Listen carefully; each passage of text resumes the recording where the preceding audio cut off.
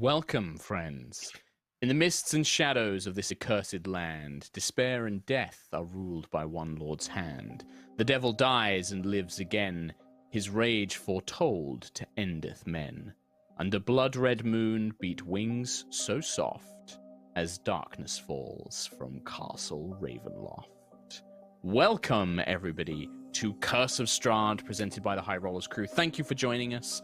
I am your Dungeon Master, Mark Sherlock Humes, and joining me, I have my 5 friends that you can now see all around me. We've got Rhiannon, Tom, Hello. Katie, Trot, and Kim, joining us for another episode of Curse of Strahd.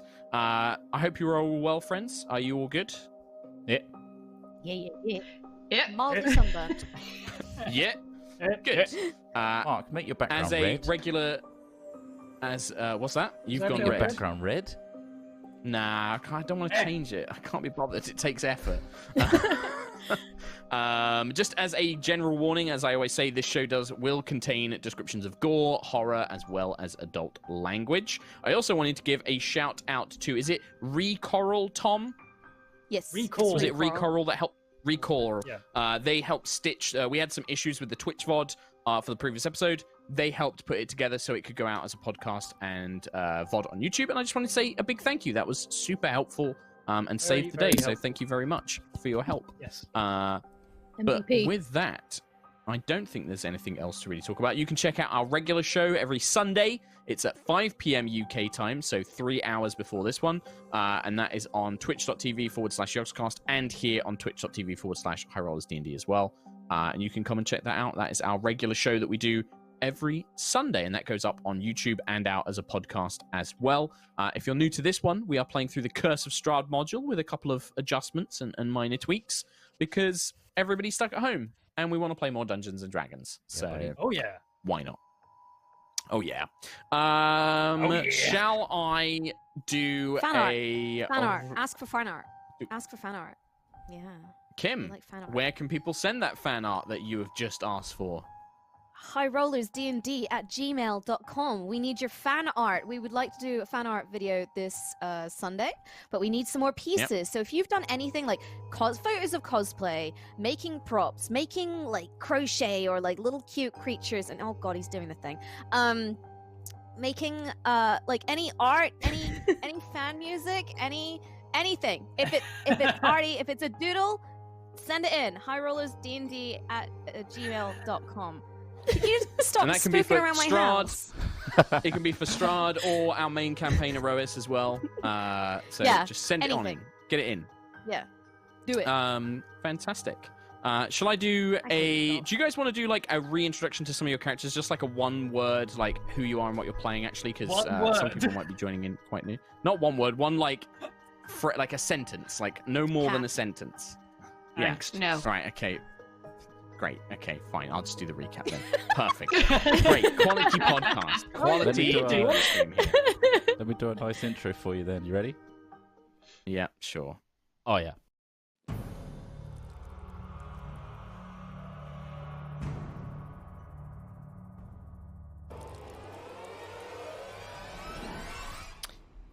Last time on Curse of Strahd, our heroes have been brought to the land of Barovia, a land that is hidden by mist and magic, and encountered its dark overlord, Strahd von Zarovich. In a small village that seats beneath Strahd's home, Castle Ravenloft, the party are drawn to the burgomaster's mansion as a woman's scream pierces the night and the sounds of battle erupt through the streets. Here they meet Irina Indirovich, or Irina Kolyan, as well as her brother Ismark and her father Kolyan as well, as Strahd himself attempts to lure Irina to him, sending devils to dispatch her family.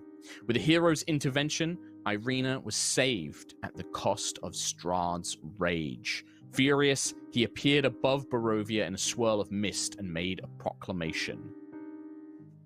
Bring Irina to me in 2 days, or I shall rain down death and fire upon you as a suffering you have never known before. It didn't take long for the villagers to form a mob and encircle the mansion. In a desperate escape, Irina's father set the mansion aflame and stayed behind so the group could escape on horseback, heading down the old Svalek road and on towards destiny. And that is where we join everyone this week, as I believe we currently have Irina and her brother Ismark are on one riding horse, and then we have, I think it was Rose and somebody else Rose and Shadow on another, and then Jesper and the two Dragonborn in Jesper's wagon, I believe. Making your way down a twisting, narrow road that weaves in amongst the thick trees of Barovia. The trees here are gnarled and twisted. Their bark is a kind of dark grayish brown that seems to have just been drained of any life or cheer that would have accompanied it. The leaves are malted browns and grays, maybe perhaps a couple, only a bare few still sprouting a dark green in color, and they're thick. You can hear and see the eyes of beasts and animals and cries and howls echoing around you as the thundering gallop of the hooves of your horses tread on the loose cobblestones of this well-worn, traveled road.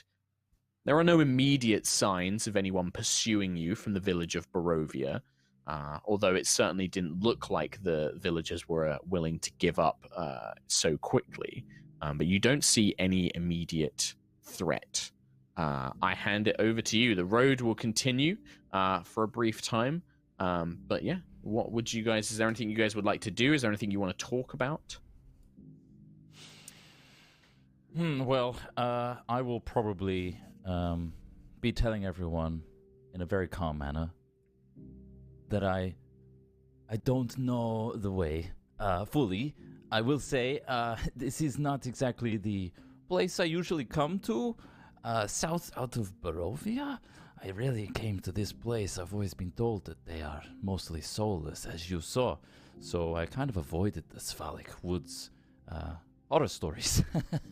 Even worse than the ones from the Vistani camp. Sorry. But I think it's this way. Ismark knows, right? If you look back to Ismark, he's kind of riding on the horse with Irina. He kind of brings it to a pace to match the wagon, looks towards you and is like, depends on where you're going, my friend. I can certainly lead you here. The road, there's a crossroads up ahead. One path will take us deeper into the woods, near some hills and marshes.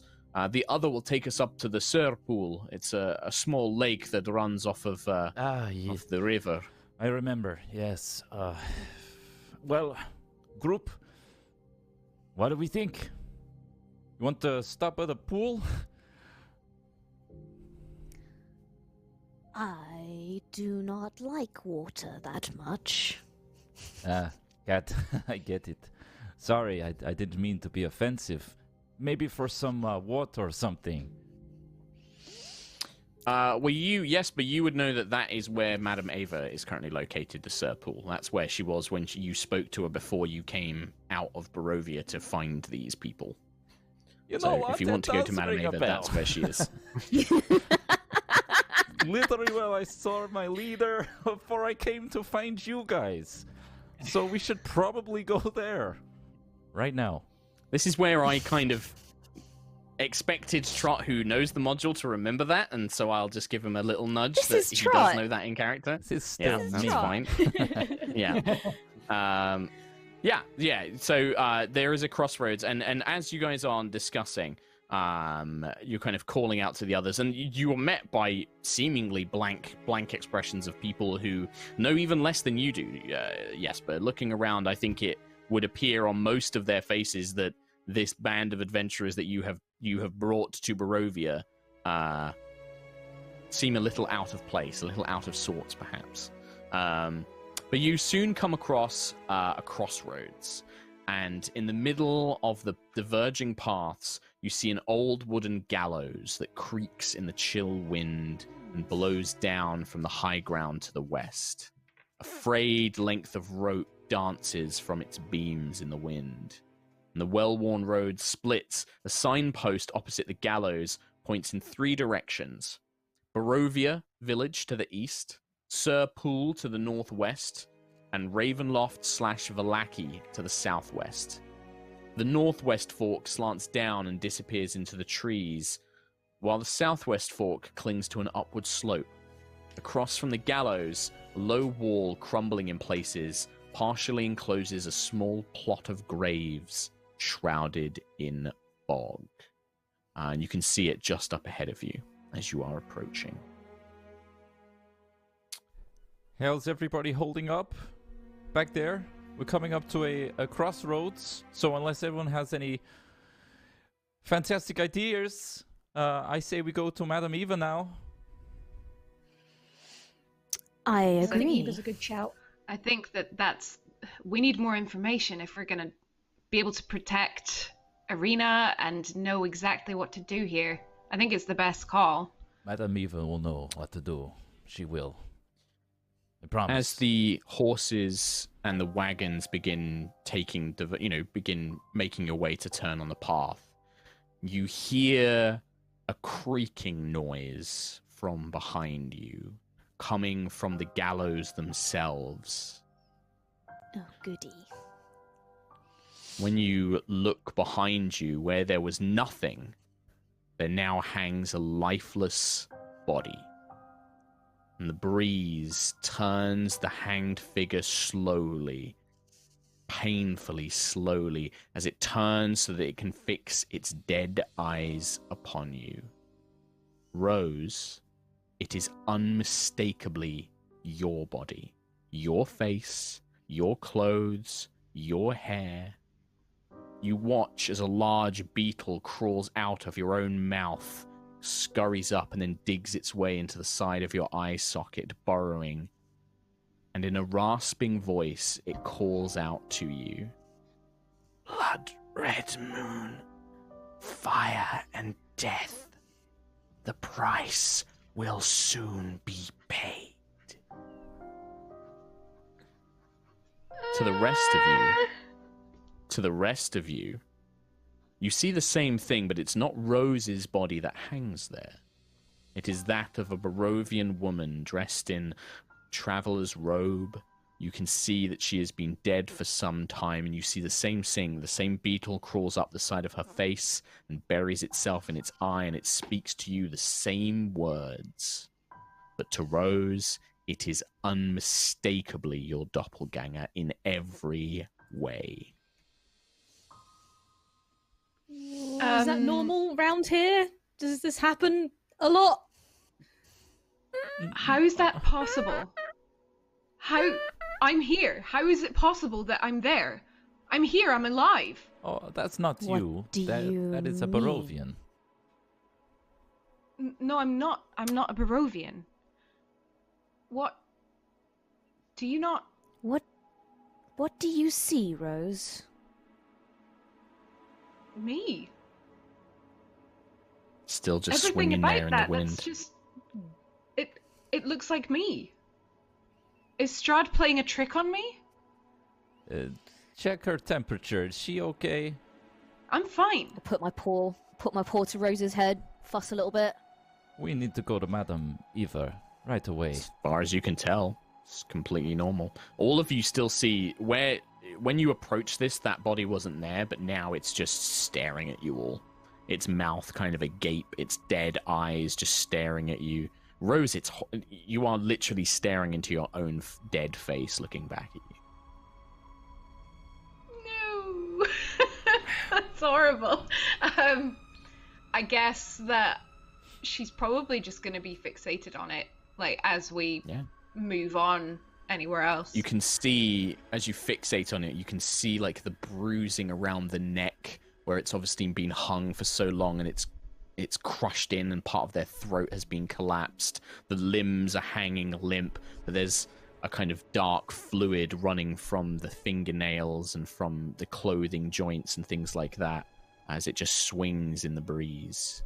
This gentle breeze that it just keeps it moving, but never enough that it turns away from you. That's nice and creepy. Thank you, Mark, for my nightmares. Ooh. Do you guys just want to carry on? You guys just want to ignore it? No, I'll say to Rose, do not play his games. I don't know what his game is, but why my body? Why nobody else's body up there? This doesn't make sense. Is he targeting me specifically? That seems like part of the game, doesn't it? To haunt one of us, to make you question why me? Why am I special? Why am I being targeted? I believe it to be random, perhaps. Zeke. Well, if anybody else sees anything like this. Zeke, as you're looking at this scene with your kind of artist's eye, the gallows is obviously a horrible sight, and this body, this woman's body, you don't know this woman, you can't see what Rose does, but the kind of framing of the picture as you're looking back is you can see in the background this plot of gravestones, this kind of unmarked or just seemingly randomly placed 11 graves all in a line, all in various states of repair. You're not sure if there's writing on them or not, but it just kind of, it's like almost like a paint, you know, you see the painting in your head. Yeah. You have the gallows in the forefront, and then just in the background you can notice this little detail that other people may have missed. Is there a way I can look at it and see if maybe like the two are linked somehow? Like the graves are linked to the body, like, you know what I mean? Like see if there's like, what do you want to do? Like go up and inspect them, or is this more like a magical connection? Do you feel? You could make a go and inspect them. Sure, yeah, absolutely, yeah. You can go and inspect them. You do you hop off like the wagon basically as the others are slowly kind of making their way down the road?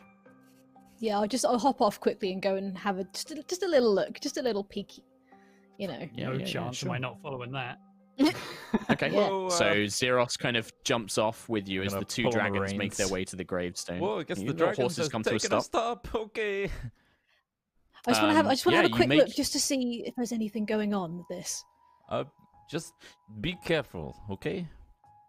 I will. So you watch as the two dragons, the rest of the party comes to stop on the road. Irina and Ismark are kind of watching cautiously. And yeah, the two dragons make your way over, and you begin inspecting this small plot of unmarked land. And it's, you immediately can tell that these are probably graves dug for the people that hung from these gallows. The gravestones would normally go unmarked, but there are 5 that have writing on them. Oh, okay. Yeah. The writing seems indecipherable, written in a language you don't speak. Some sort of runic language. Okay. Not quite sure. But from one of the graves, there are 11 of them in total, from one of the graves that is not marked by the runic script, you can see that part of the earth has been seemingly pushed up from below. It seems to have been disturbed, as if something has come up from below. And there's just a single kind of desiccated hand that's kind of crawled up, and it's almost like it's grasping for something that isn't there. And wrapped around it is a sort of silver bracelet that seems to have some sort of emblem on it. Okay. Is this just like single hand is risen up? Ooh. Okay. Part of me wants to take it, but there's another part of me that's like, no.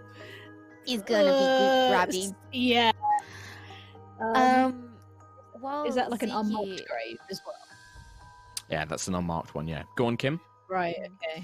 While Zeke is seemingly dithering, I guess, can I use my Eyes of the Grave, which basically says, as an action, I know the location of any undead 60 feet, within 60 feet, that isn't behind total cover and isn't protected from divination magic.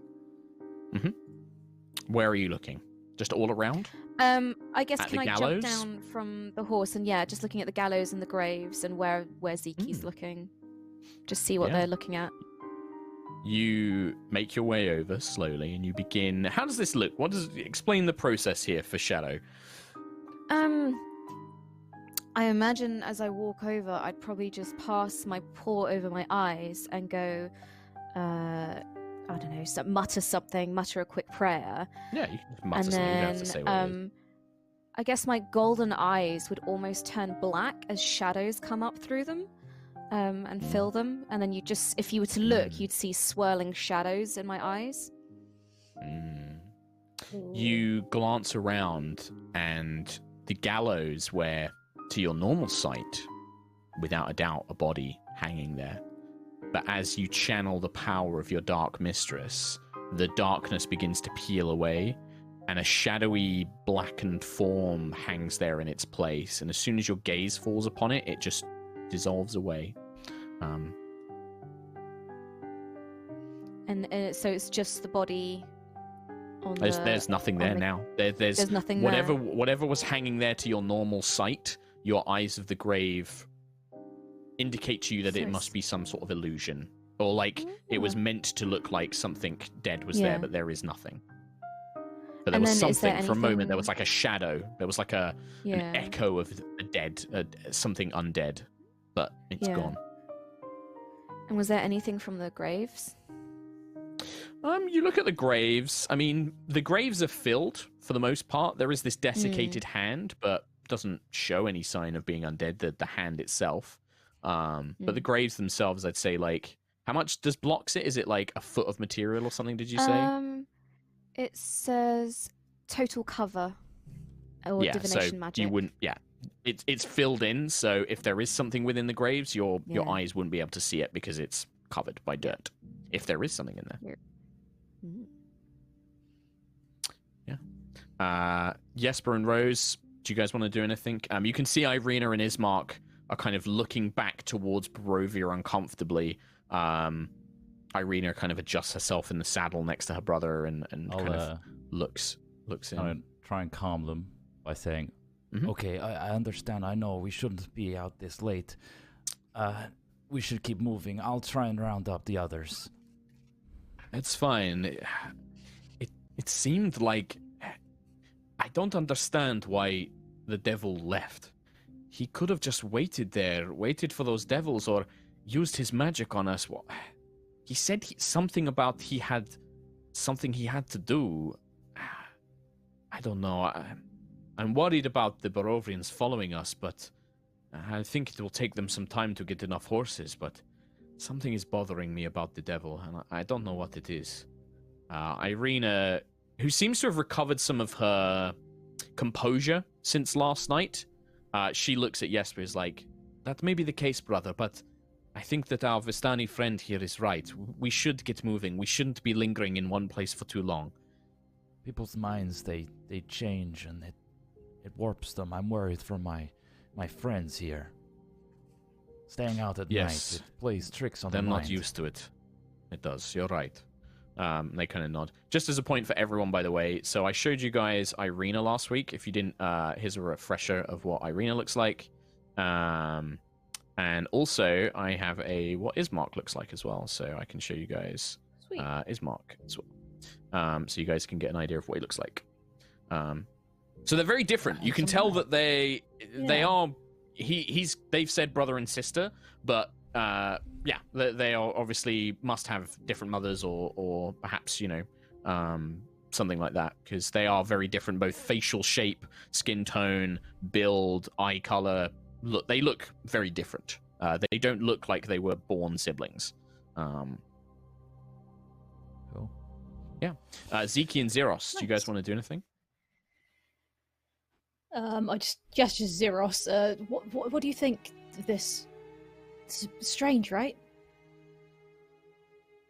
A land of blood and death. That's all I see. Yeah. Very true. He's not wrong. He's not wrong. I think what I'll do is I'll cast Mold Earth, and I'll try and push this thing out of the earth just a little bit, just so I can get a better look at it. Yeah.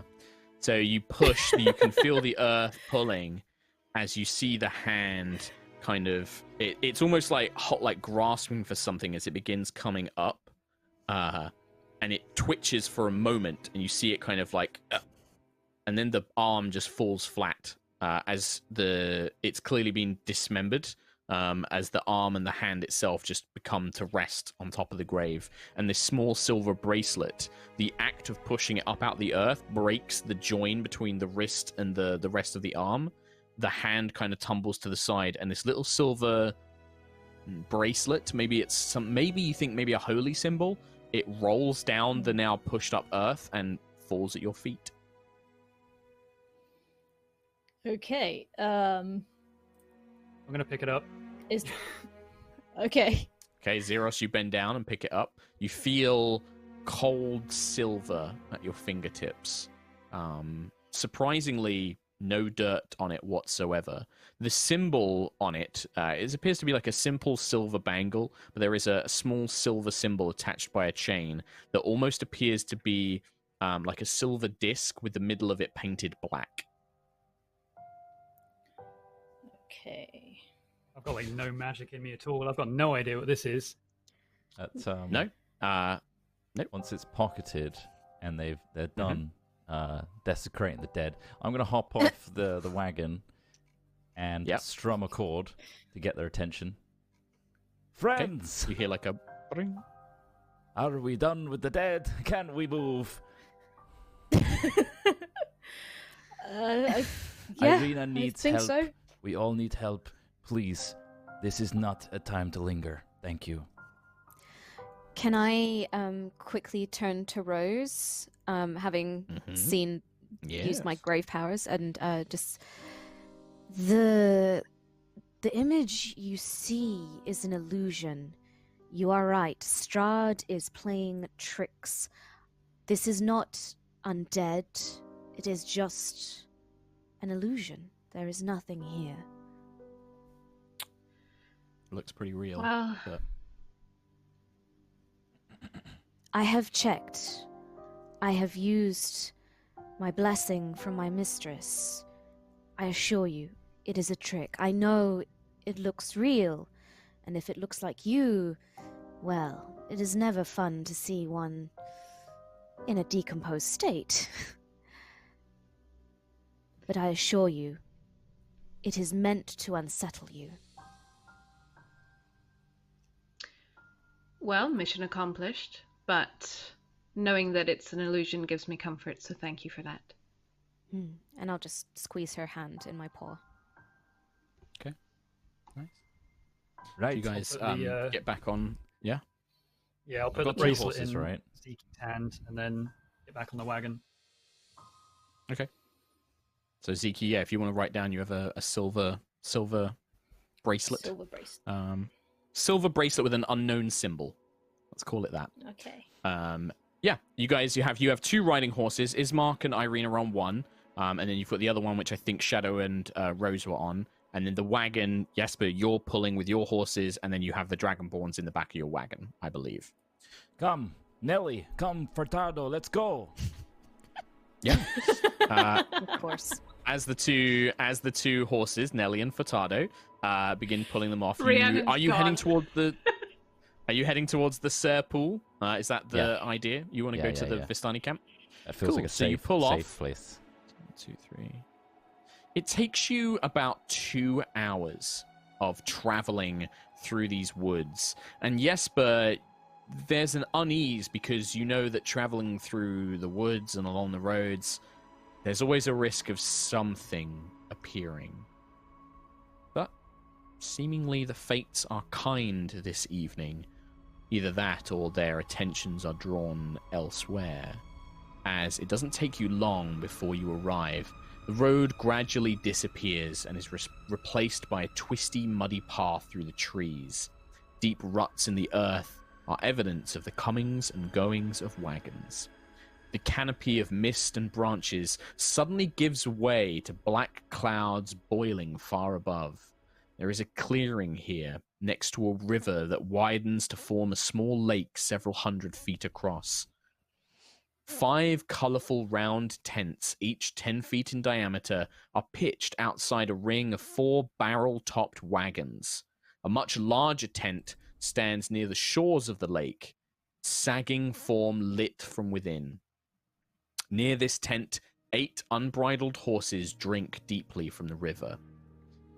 The mournful strains of an accordion clash with the singing of several brightly clad figures around a bonfire, and a footpath continues beyond this encampment, meandering north to the river and the forest's edge. And you can hear this, this clashing of the accordion music and the kind of like kind of clapping and singing. You can hear the sounds of glass bottles being toasted together, and people drinking and living fiercely as a very warm, very orange, very welcoming looking fire sits in the middle of it all. Ah, my friends. Soak it in, please. Welcome to our people, the Vistani. Feels very homely, I must say. Oh yes, a light in the dark. Where there is bleakness around, Vistani will make it colorful again. Come. I'll lead them in on the wagon. Yeah, sure, yeah. It doesn't take you long before one of the Vistani, who seems to be that their job was to watch the path, but they have a bottle of wine in their hands, and they've been kind of like dozedly listening to the music. They kind of snatch to attention as they hear people coming, and when he sees you, Jesper, you recognize it as another Vistani called something Roman. He's like, our wayward boy, Jesper, so good to see you, brother. And he kind of brings you in like for a firm embrace. Whoa, easy. My body odor is pretty bad right now. I've been on a fire. You are hurt, brother. Yes. Yeah, quite. come, sit by the fire, drink, take a moment to rest. You've gone beyond the mists, yes? It's, I have, yes, and it's a matter of urgency right now. I will sit, but I must take my friends to see Madame Eva. Oh, yes, she is expecting you and the travelers from beyond. But these two, and he points towards Ismark and Irina, Barovians, I wonder if she's been expecting them as well. She didn't told us that they would be coming, but... You know what Madame You need Eva. to come. She will come and speak to you when she is ready. You know this. Come, bring your friends to the fire. Let them enjoy a moment of warmth and wine and song and food. Well, you said the magic words, everybody. Come on, let's take a moment. Madame Eva will call for us. Take a load off. Oh, gladly. Yeah, you guys are welcome. Irina and Ismark kind of nod towards the Vistani. We thank you for your hospitality. Thank you. A bit of fire and some wine does sound pretty good right now. She kind of laughs, and her brother kind of laughs with her. And they'll basically make their way in, yeah. Don't forget, when this is all over and you run your new establishment, make it very Vistani themed. We don't want Barovian. No offense. Well, I wasn't planning to go into the innkeeping business, but perhaps it's something we can consider. Whatever business you have, got a keen mind for it? Well, we'll see. I just hope that we can deal with the next few nights. That's all. Should we... Jesper, was it? Should we tell your people about... Well, to expect any trouble from Barovia? Let's not kill the mood. Madame Eva is the first protocol, I think. Very well. Yeah. What about the rest of you? What do you guys do? Follow Zeke. Okay. What does Zeke do? I guess I'll find someone who's got some wine and I'll go sit by a cozy warm fire somewhere. Yeah. And I'd say for Zeke, like, this is the first time since you've come here, even the tavern where you guys stopped for a moment before, this is the first place that feels like it has any life to it whatsoever.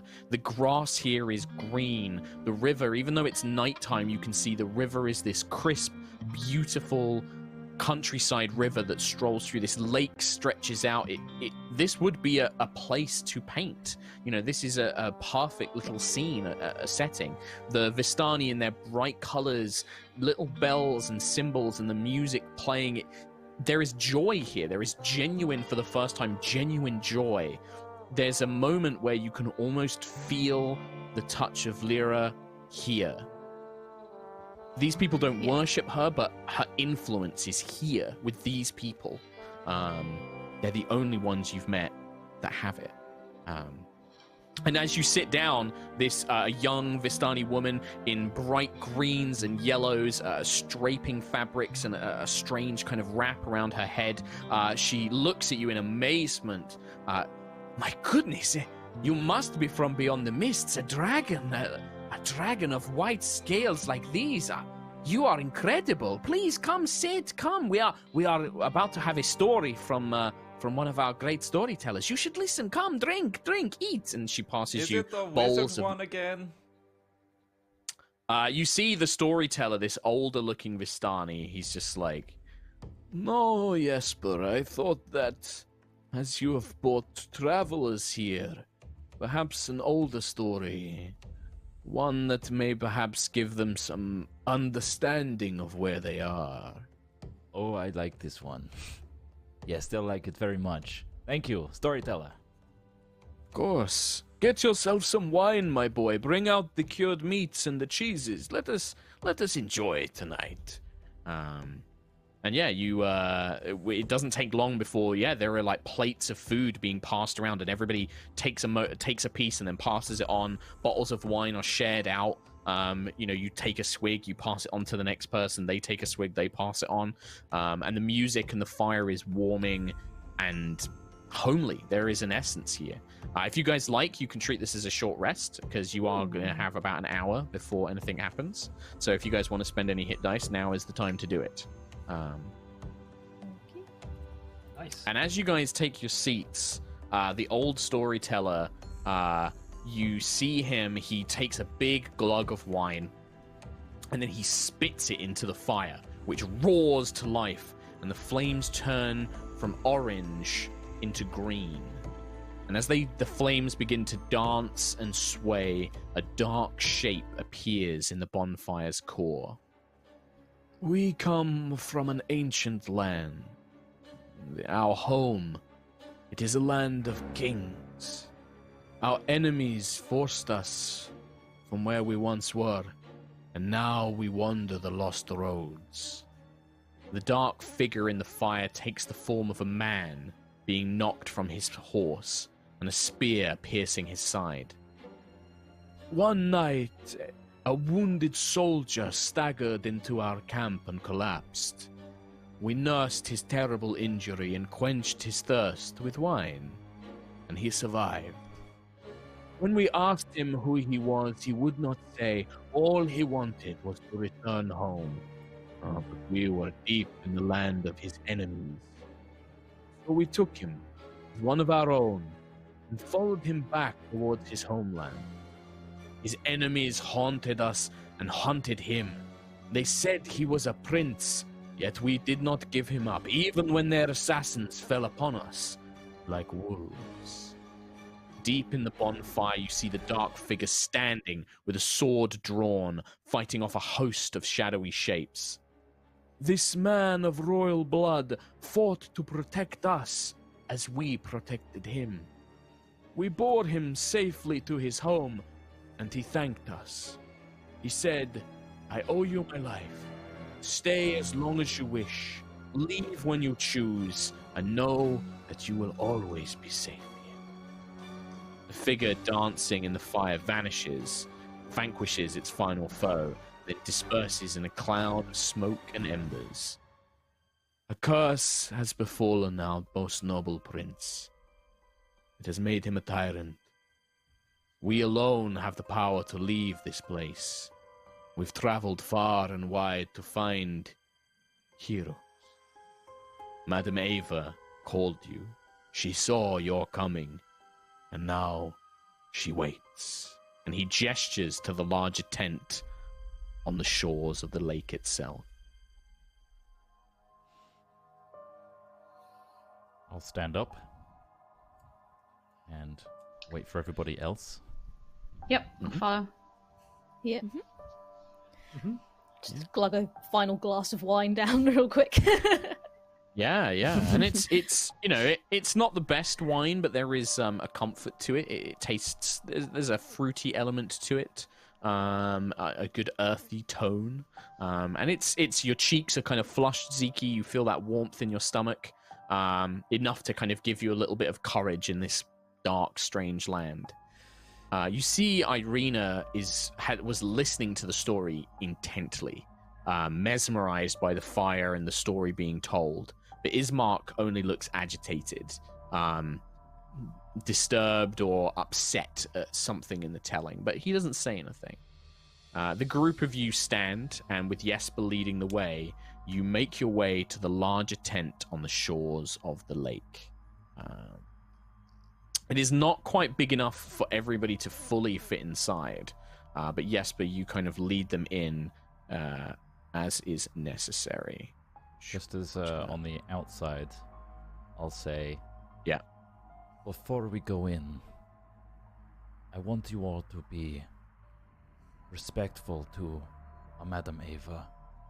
We don't know how old she is, but she is extremely wise, and she knows more than she lets on. She's raised me and all our people under her vast knowledge of the place. So please. And there's something else. Never mind. I'll let them in. Okay. Go on, Shadow. Do you want to say something? You can. No, I think I would probably be like trying to. Now is probably No, he's gone. And then he's gone. and then he steps inside and leads you in. Yeah. Magic flames barely illuminate the inside of this tent, where long shadows stretch all around a low table covered by a black velvet cloth. Glints of light seem to flash from a crystal ball on the table as a hunched figure peers into its depths. And as you step in, her eyes snap up to you. You see a woman dressed in red cloth and fabrics with decorations and embroidery and trinkets all attached by little threads and chains all over her outfit. She cradles a wooden box under one arm, and her eyes snap up to you. Well, it seems that our visitors have finally arrived. Yes? I am Madam Eva. And it seems that my little sparrow has brought you to me. And she kind of reaches up and kind of very awkwardly strokes Jesper's arm as he kind of takes a position behind her. She hands you the Tarot Okra box. Hold this, my little sparrow. Just bow and take them silently. So come, little ones, come in to my tent. You doubtless have many questions.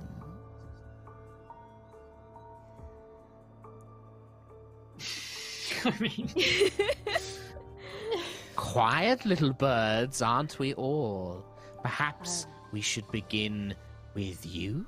And she turns towards Shadow. The little shadow of the Dark Mistress. So I'll So bow. concerned. Oh, very polite. For starters, though, I am not a little bird, I am a cat. My apologies. I am not used to your strange kind. You are correct. Perhaps a little kitten. Or are you something more fierce than that?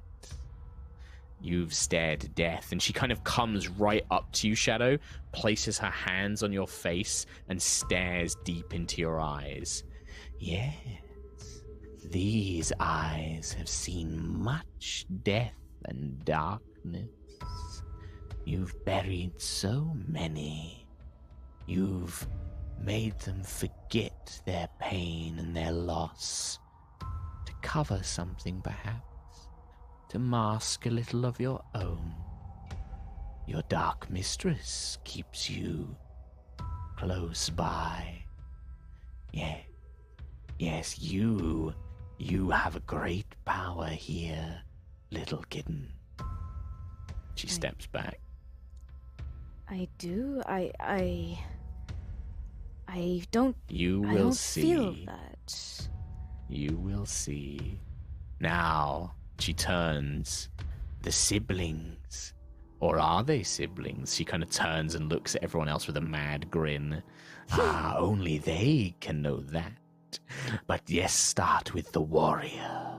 And she stands before Zeros, looking up. This hunched woman, but Zeros, you know that you exude a presence. This woman is not intimidated by you in the slightest. She looks up at you with in her eyes shine the wisdom of countless martial teachers, of generals, of kings, of sages, of clan leaders. This woman looks at you in a way that very few can. The warrior, the protector, bound by duty, not by blood, even if you do share it.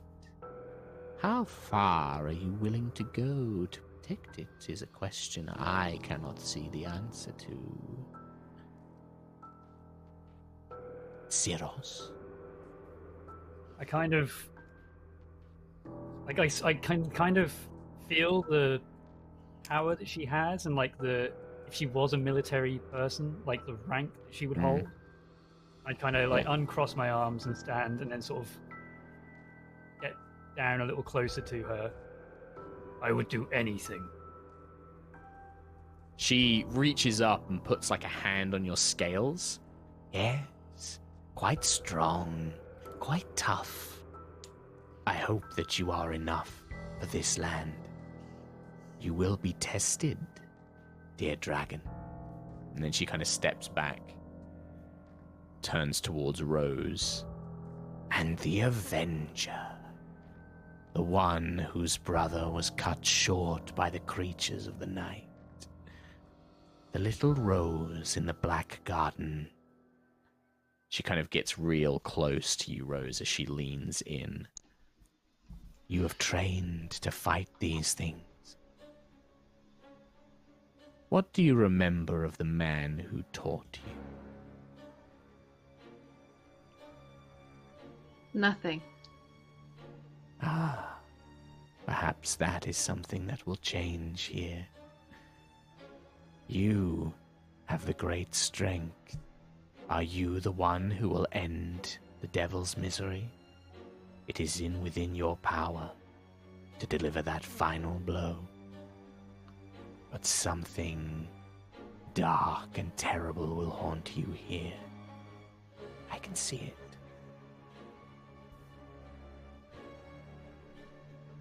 Takes a step back and then looks towards Zeke. Not last, but our dear painter. The artist with no art left in her heart. The joy bringer. The daughter of Miss Stan. Yours will be a tragic tale here. There is no joy left in Barovia. If you are to bring it back, you will walk a dark and dangerous path to do so. If he, and she gestures towards Zeros, will do anything to protect you, what might you do to save him? Whatever I can. I've lost him once. I won't lose him again. She gets very close to the point where she's almost whispering to you, Zeke. You can see these mad eyes, but there is an intelligence there as she looks up into them. Dangerous words in this land, my dear. Everything has a price. And then she steps back. She turns towards Jesper. Now, my little sparrow, the last of the five. What? Your job Your job does not end bringing them to me. Oh. She takes your hands on the opposite side of the box. You have the gift as well. It is untrained and unlearned, but they will need your counsel in these lands. They will need your knowledge and your wisdom and your blades. Yeah. Now come. And she takes the box from you. Unless you have questions, I do believe it is time for me to give you your fortune for what is a visit to Madame Eva's without a card reading. I'm taken aback by that. A reading? For me and them? Yeah. But at this point, you hear Irina step forward like, "Excuse me, Madam Eva, was it? You spoke to them, but Jesper, your boy here, he thought that perhaps you might know why the devil is after me, why he..." She kind of looks awkwardly down. "Why he wants me." You see Madame Eva look up, look past you all. Yes, I know why, but it is not for me to reveal, my dear. But your destiny is bound to theirs now. They will be your protectors. They will be your saviors. Or they will be your executioners. But you will see. Now, come. A reading, yes? I cannot help you directly against the devil. We are his people. We must do what he asks of us. But I can guide you. The cards can guide you. This deck is a tradition passed down amongst my people. Not everyone is blessed with the gift. I have it. Young Jesper has it, though he is untrained. It allows us to glimpse into the world that might be, the world that was, and the worlds that have yet to be discovered.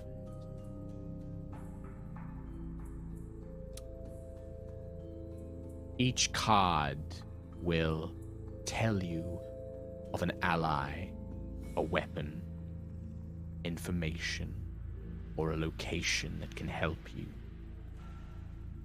The first card tells of history.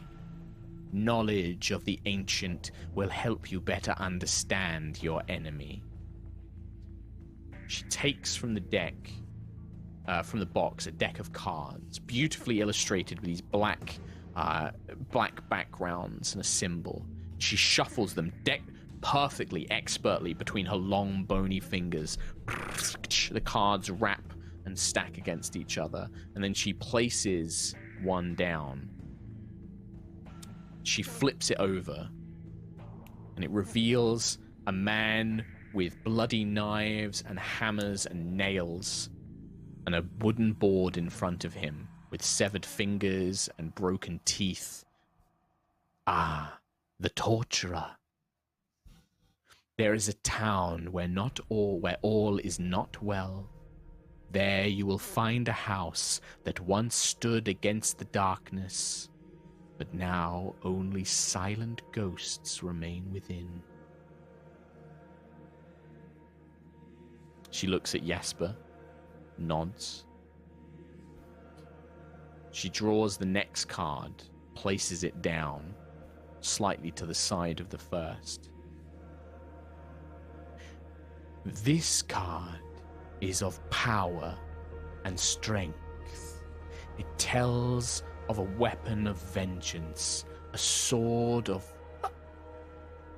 As she has her finger on the card, Ava's face twists in agony and shock as a red glow builds in her chest as the spectral form of a woman begins to take shape behind her in the darkness.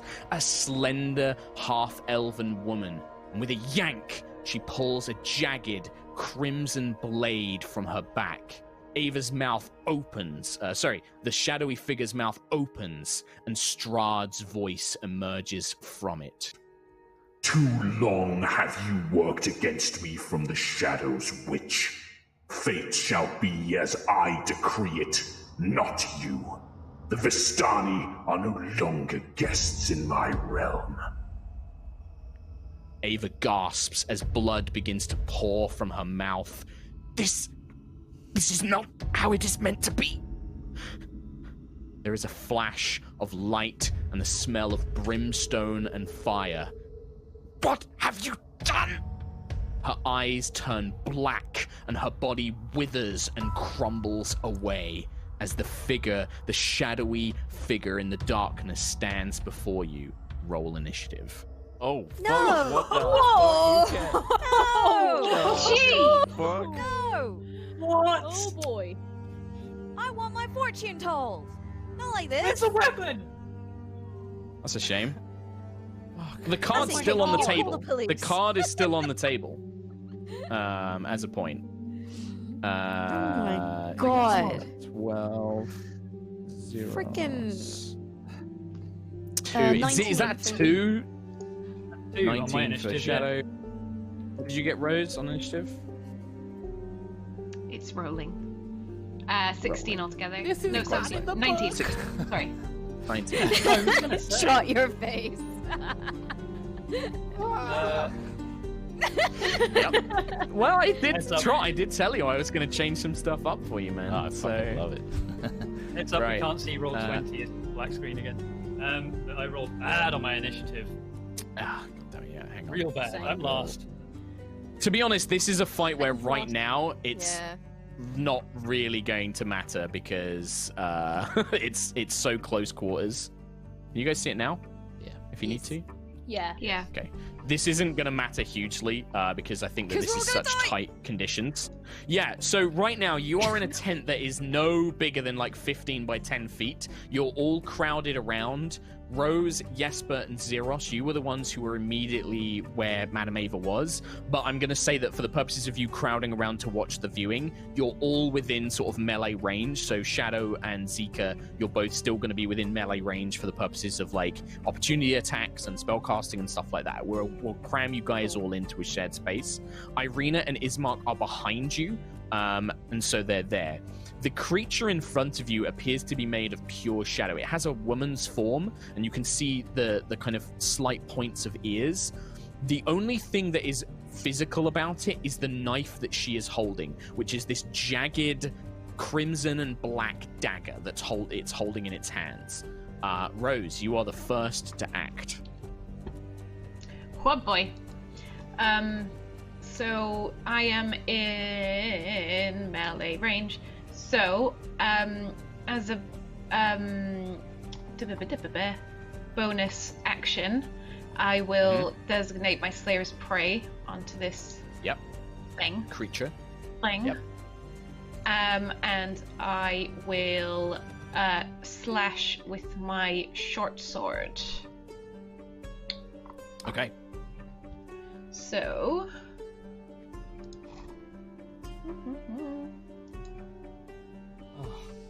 It was very slow at rolling.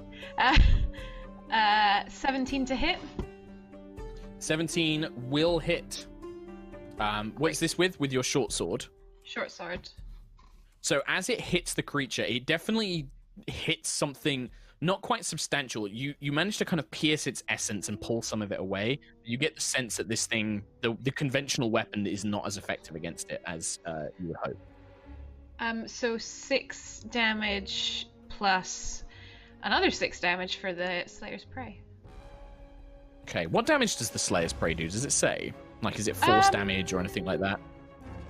It just says it takes an extra 1d6 damage. Yeah, so that's the same type as the weapon, basically. It's It means the same as the you deal weapon. the same. Yeah. Yeah. Okay, so yeah, you do strike it, but yeah, whatever force you had behind the attack some of it's lost against its kind of wispy, shadowy form. It doesn't seem to quite have as much effect as you would have liked it to. Would you like to do anything else? Can I move a little bit in front of Shadow if possible? I know there's not much space to move around. Yeah, it's difficult. But... I'll say you can, yeah. It's probably not going to be enough. Like, because you've attacked, if you wanted to spend your whole turn trying to defend Shadow, I'd probably give Shadow some sort of defensive bonus. But for this, there's just not enough room for you to really offer too much protection. That's fine. But Shadow is next anyway. So Shadow, you'll go. What does Madame Eva look like? Is she dead? Is she still is she gravely injured? Her eyes turned completely black, and her form has become shrunken and withered. You can see parts of it are beginning to disintegrate and turn into dust. It's kind of just pulling away. I will tell you now as Shadow, she's gone. Like, there is no way that you can save her with any sort of magic. Even spare the dying or anything like that? You can try. By all means, you can absolutely try. But I think you would need you'd need to examine her to really kind of understand more what's going on. But I don't want you to waste your turn, like, doing something when I could just basically say, like, Shadow isn't expert enough to know that this is not healing. Like, healing is probably not going to help this person. Spare the dying might, but this is beyond cure wounds. I kind of want to try and cast Spare the Dying anyway, because I feel like that's what Shadow would do, is like she would immediately, especially given the amount of respect Jesper has, I would try and cast Spare the Dying on her. You reach down and you cast Spare the Dying. As the magic flows out from you, you can feel that Madame Eva's soul is no longer in that body, and it is now just a withered husk. Oh. Okay, well, apparently Spare the Dying for me is a bonus action, so I still have an action. You do, and that was a cantrip, so you can still cast a full spell if you wanted to as well. So I guess I'm just gonna Guiding Bolt this thing? Okay, yeah, go for it. Let's do that. It is next to you, so you'll have disadvantage on a ranged spell attack. Spare the Dying a spell? It's a cantrip, but it's also a cantrip. me. Yeah. Okay. And I think because I'm a glaive cleric. Yep. A glaive cleric. It's a bonus action.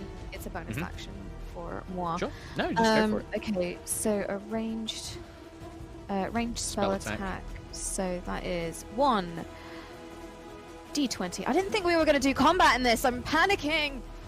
So I am shooketh. You have a disadvantage, so roll twice to hit the lowest. 1, 2, 3, 4. That's +4 as well. 9, 10, 11, 12, 13 to hit. 13.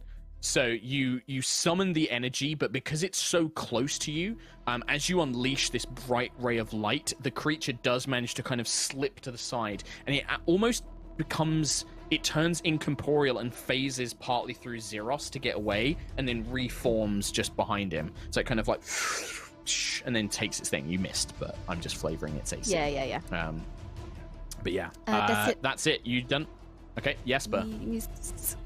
Jesper is paralyzed by shock, confusion, fear, just looking at the body of Madame Eva, and he's going to forego his entire turn doing that. Okay, sure. Okay. Do you want to take inspiration for me, Trot, actually?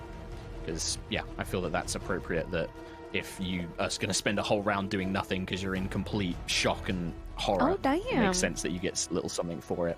So what does this look like for Jesper? Is it just like he's just staring at her body, just doing nothing, or does he go to his knees? Like, does he say anything? Because it was such a dramatic visual of like they're tearing out, he would literally fall back like against the tent wall, stumble against the tent and stuff, and just be like gripping it and just staring wide-eyed at the whole mess. Essentially, he's now looking at the cards on the table. Okay. The one that Madame Eva was about to reveal has not been turned over. It's still face down on the table, and there's just like a drag where the cloth has been slightly pulled as she fell down. The shadow acts, and kind of as Zeros is still kind of going for his weapon, it just plunges the knife towards his chest. It's going to attack you before you get a chance to act, which gives it advantage on its attack roll. That is a 20 to hit. Oh, yeah. Yeah, just about. Okay. All right. That is going to be... I need to work out some damage here. That is going to be... 2 bajillion. And It's a 2. Okay. I'm just waiting for him to roll like 7 more. Yeah, there it is. He's rolling a lot of dice. So, yep, it is a lot of dice. So as this dagger plunges, it leaps forward, and you try and defend yourself, but it phases its arm through with the knife, and it plunges it deep into your neck, Zeros. That's 46 points of damage. What the mother? What? Hello? And it What? slits Zeros's throat. It just drags the knife across his throat in a sneak attack, a critical sneak attack, because it assassinates him. It literally plunges it forward and drags it across the front. Oh, no, I'm going to change it. Sorry, it isn't a crit. I'm getting it confused with with a player character feature. So that would just be...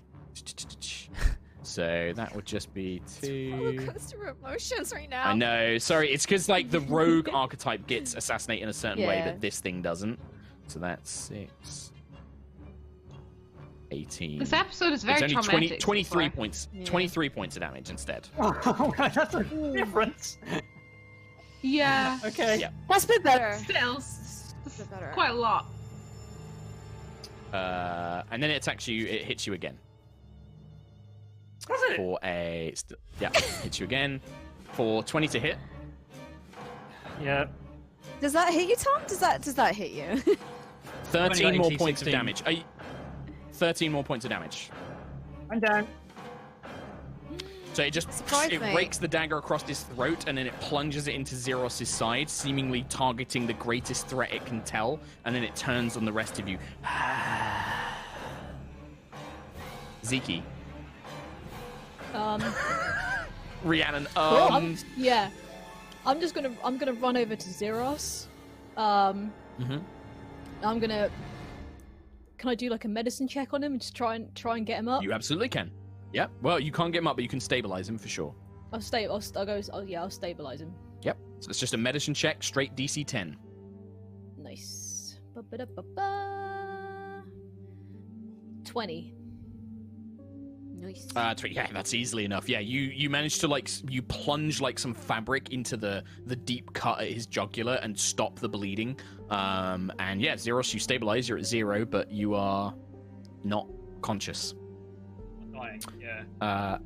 Zeros. Well, unless is there anything else, Zeke? So that's your action, really. Have you got like any bonus Yeah. actions you want to do, or? No, that's me. That's me good for that turn. All right. I'm just gonna be Zeros, freaking out. it would be freaking your out. go. Yeah, Zeros, it would be your go, but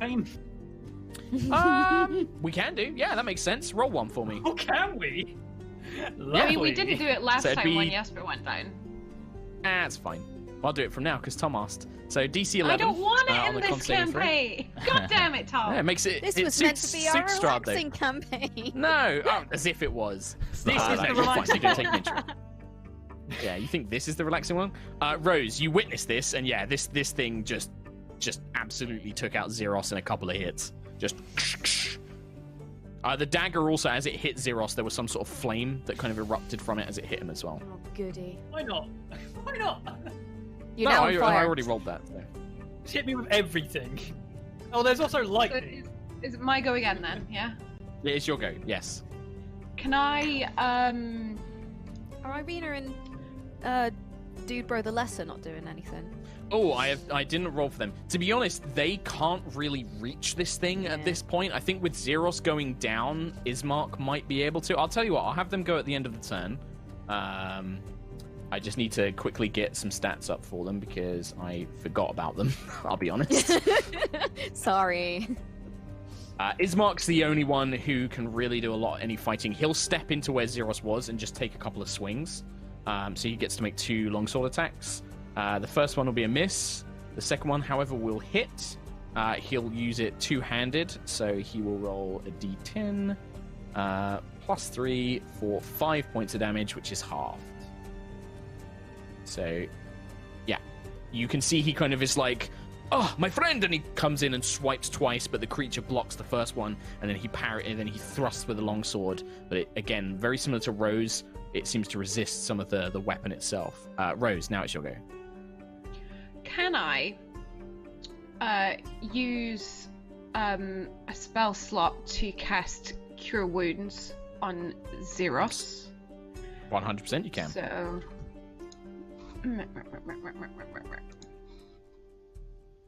Oh, full healing. So 9 hit points. Damn it. The Ranger is a better healer than Quill. Oh! Yeah. 9 hit points back to him. And can I, seeing that this thing just took him out in one hit, can I put my sword through the side of the tent and shout outside, "Help!" Because of the rest of the Vistani are chilling around the fire. Are you like cutting a part in the tent, or are you just trying to get to the back entrance? Or are you gonna like cut and slash through the side of the tent itself? Is there any way that I can try and... I don't know. The tent's probably pretty stable, isn't it? I want to try and make more space for us somehow, but also make sure that they, like people outside, if I can wave and just sort of give them a heads up that's more like, hey, over here, like, signal. Rule of cool, I am totally fine with you saying that Rose literally plunges a sword in and cuts down the tent and it opens up. Like, I'm totally fine because that's rad. Yeah, you can do that. You do that and you start calling out. And yeah, there was actually already a couple of Vistani who were like making their way up like, is everything okay? Like, what's going on? What's going on? They start calling you back like, what is happening? What are you doing? Are you Enemy has killed Madam Eva. Help us! Alright, yep. Okay, Shadow. Alright, I'll have Vistani go at the end of the round as well. No time for not telling the truth. Yeah, that's the message. Can't even mishear that one. I will. I would like to cast Sacred Flame on the Shadow. The bad Shadow, not the good Shadow. I'm the good Shadow. Could you make a dex saving throw? Oh, it's probably gonna pass. Dex saving throw? These are my favorite. Yeah, that's a really dumbass thing. That's, can I change my mind? Oh, DC 12. Yeah. So that is it's a cantrip though. So it's 6 points of radiant damage. 6 points of radiant damage. This, as it hits though, unlike with Rose's weapons, the light of the sacred flame burns this creature and it recoils. It's like as it kind of like hisses away from the glaring light of this holy magic that you conjure. It does not like it whatsoever. Anything else? I'm in trouble. I'm in trouble. It's gonna come for me. Could be. You could be. I don't think I can do anything. Can I move? Can I move out? Can I move away? Just looking at where I am on the map, I'm kind of boxed the map in, is very aren't I? vague at this point. Yeah, the map is very vague at the moment. You're all kind of There boxed is in, a but with hole in the Zeros tent being now. down, yeah, I'd say that you could definitely push your way out past Rose if you Okay. wanted to. Yeah, can I move like? Yeah, I guess not too far away. Maybe like just out of the just count tent. it as, I want to like, be out of the tent. We'll count it as difficult terrain moving in the tent because it's so close quarters. So say you move like 10 feet of movement to get out of the tent, and then you can move however you want to. This thing might get a slash at you though, because you're going to leave its threatened area. Oh really? If you go too far. Yeah. Oh no, I'm not gonna. Well, you've kind of moved me towards it. I want to be away from it. Well, yeah. You I'm could gonna- step outside the past. You could go outside out the like tent. past Ismark.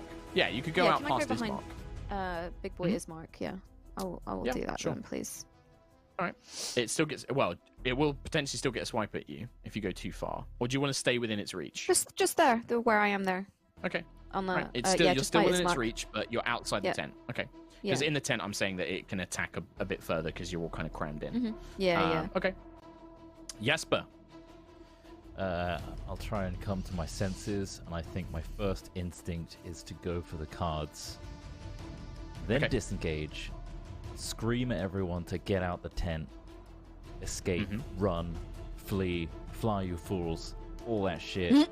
I'm overwhelmed. I'm gonna swipe the Are cards. you going for the box that she was holding, like with the rest of the deck in it, or are you going for the two on the table? Because one card was revealed, one card was face down, and then she had the rest of the deck in a box on her. I would like to try and grab it all, if possible. Sure. No, yeah, you can do that. Yeah, you grab that. So you grab the 2 cards. Yeah, you grab the 2 cards and you grab the box, and then you disengage. You use your bonus action, I'm assuming, or something like that. And then you get out. Cool. And you scream. Which way do you want to go out? Do you want to go back out towards the rest of the Vistani? I'm going to go towards the Vistani. And I'm going to be just screaming, she's dead! She's gone! Okay. Yeah, this is very clearly getting a reaction. The creature will effectively phase through the back of the tent. It just kind of disappears. And then it will go... Here it comes! Do I Hi, get a kitty. little swipe at it when it pisses off? The thing is when it breaks its line of sight, like when it goes out of your reach, it's behind the canvas of the tent. So I'd say you can, but you'd be at disadvantage because you can't see it anymore. Okay, it just goes through the tent wall. Yeah, you can make an attack opportunity, just disadvantage. Huh? Would I be the same yeah, as well? anybody in that tent who wants to make a melee use their reaction, you can do it. You're just at disadvantage. Yikes. Yeah, I don't think I hit this one. I think you're both going to miss there. So you both swing and you cut through the back of the tent, but whatever, it had managed to like take a step further than you thought, or it had stepped to the side before you thought, as it escapes around the side. And yeah, Kitty, it's going to try and stab you twice. Kitty. Doesn't have advantage on this attack. That's a 17 to hit. Oh, yeah. Yeah, I've already rolled. I was going to do something different, but I'm just going to roll this now. And a 14 to hit. Yeah. So they both hit. Right, first one, you will take 5 points of normal damage and 4 points of fire, so 9 damage total. And then the second attack, you will take 6 points of damage total. Okay. As it kind of swipes at you twice. Zeke. I'm You can see Xeros's eyes awoken. I'm going to cast Bless at level 2. Okay. And give an extra d4 to Xeros, Rose, Shadow, and Jesper. Cool. Sorry, what was that? Much for? Bless, 1d4.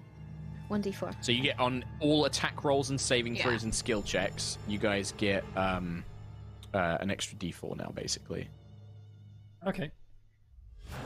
Not I'll on try and yourself, say though, to right, Ree? No, not on myself, no. Yeah, okay, I'll say that.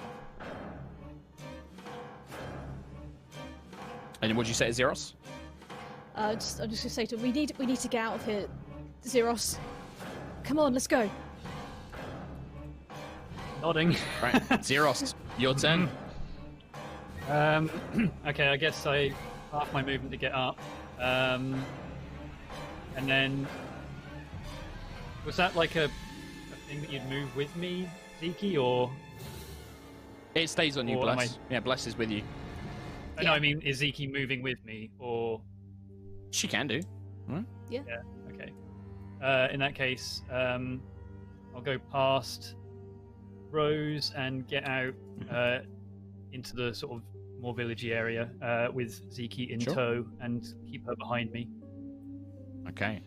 For the time being. Ismark will step out with Shadow, and he'll just be like, creature of the devil, I won't let you get away with this! And he begins swiping viciously towards them. He's going to take 2 attacks. So we are looking at a 16. That's going to hit. The other one's going to miss. He rolls a whopping 4 points of damage. Good job, Ismark. And you can see his weapon is just no use against this thing. It's just it's like swiping at fog, as it's just parts of it begin kind of dissipating and flailing off. Irina herself will come out as well, and seeing this creature, and she will take a stab at it as well. but her blade is just parried to the side by this shadowy figure as the knife it's holding, the physical knife it's holding, deflects it to the side. And then the Vistani camp is in an uproar. With the shouts of Madame Eva is dead, you can see all of the Vistani now come barreling towards the tent itself. Most of them are drunk and they're kind of fumbling their weapons out. They're like, who's attacking Madame Eva? Where are they? What's going on? As they're kind of calling. And you can see that quite a few are coming out from the wagons now as well. You can see that a couple more serious, sober-looking Vistani begin emerging from the wagons. They begin stepping down and kind of calling out, like, what's going on? What sort of madness is this? One of them comes up, gets quite close to you, Shadow, and he sees the shadowy figure there with the knife looking around. By the devil, what is that? He kind of calls out. The rest of them are a bit either too drunk or too confused to know what's going on, but this one captain gets a very clear view of the creature itself. Rose, you are at the top of the round.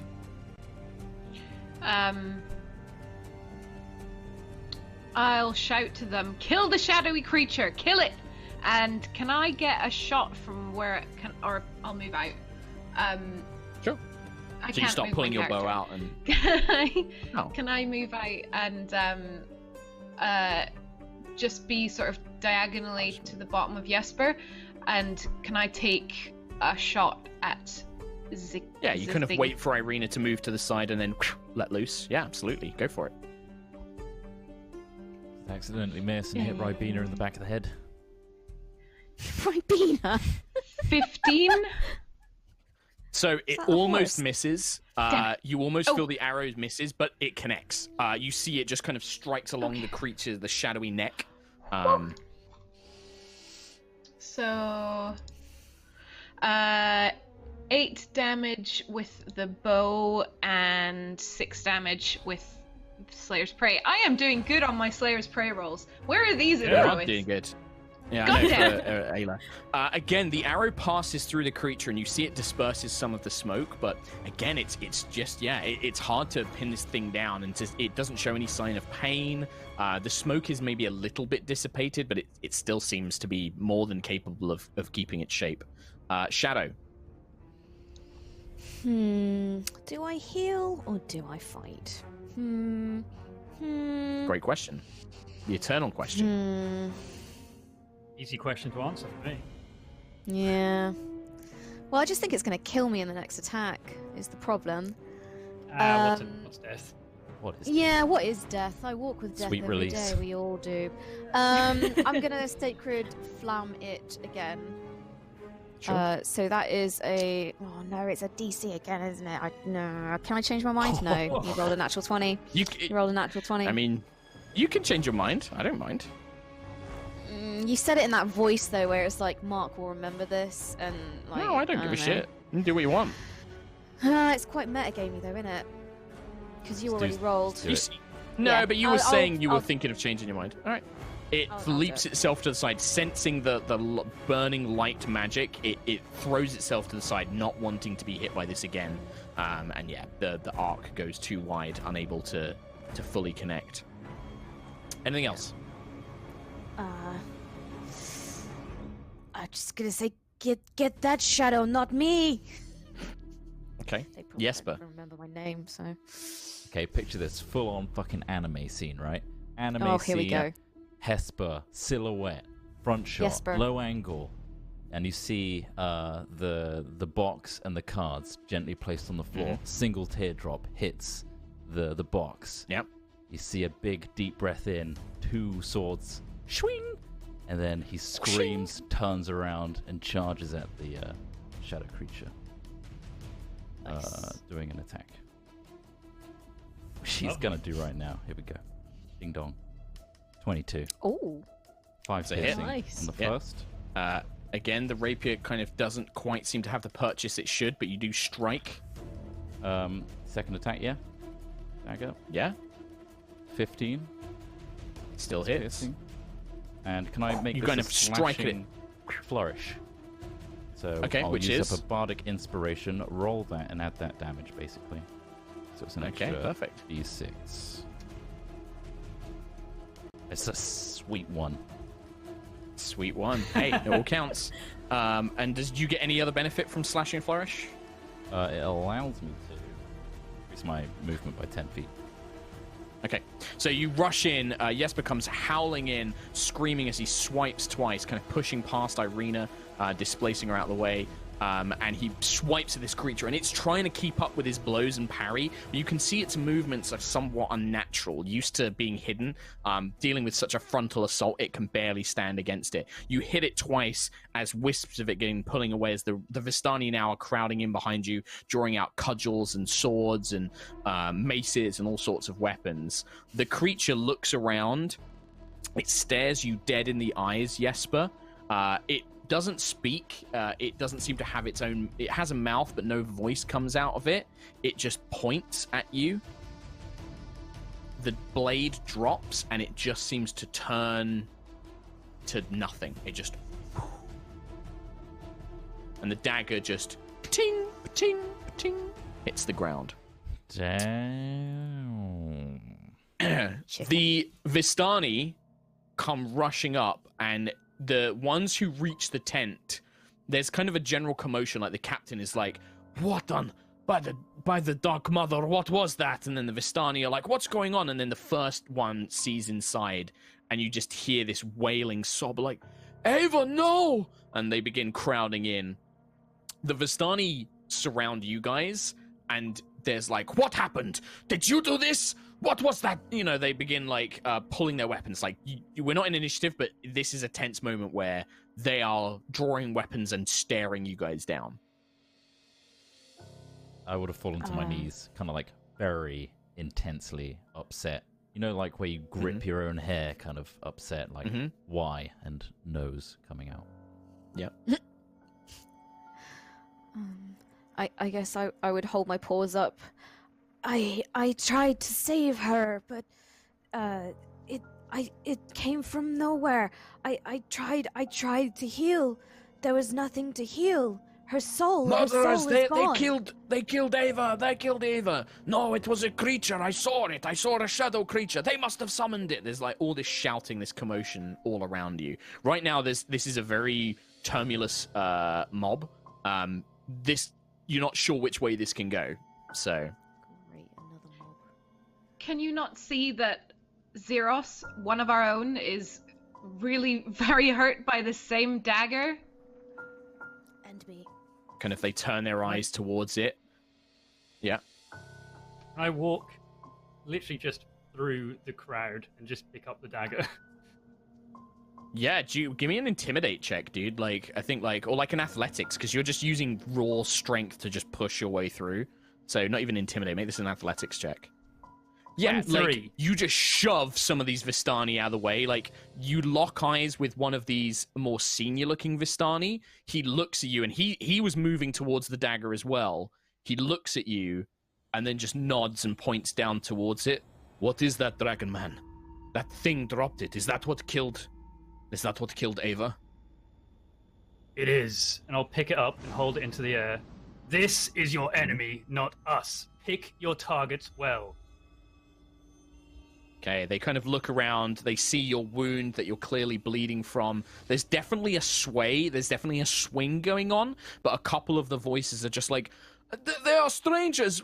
They arrive and then Madame Eva just is attacked like that. It's too suspicious. They must be involved. There's still a couple of dissenters who are kind of spreading, who don't seem to quite believe that this is possible. And maybe there's an element there of they're in shock, or they don't want to believe that this has happened and they're just trying to throw away the blame. So Rose and Zeros, you guys have said something to convince them. Jesper is kind of like howling in rage. Ziki, Shadow, do you guys want to try and like say anything or convince these guys to kind of back down?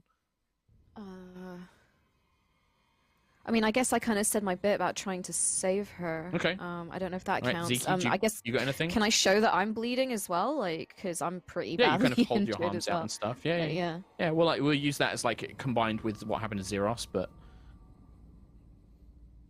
I guess I just say something like my goddess celebrates joy. We've just heard your stories, drank your wine, had your food, enjoyed your hospitality. You think we'd want to spoil what you've created here by doing something like that?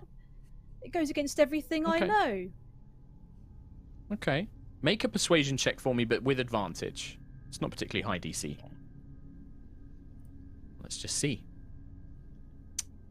That advantage might be a useful thing there. Yeah. What's the total? 12. With persuasion, though. Total is 12 plus 16 total. 16? So, yeah, there's the young girl who offered you the wine she's one of the ones who was panicking, and she looks and she's like, yes, and then this kind of just dejected sadness falls over everybody.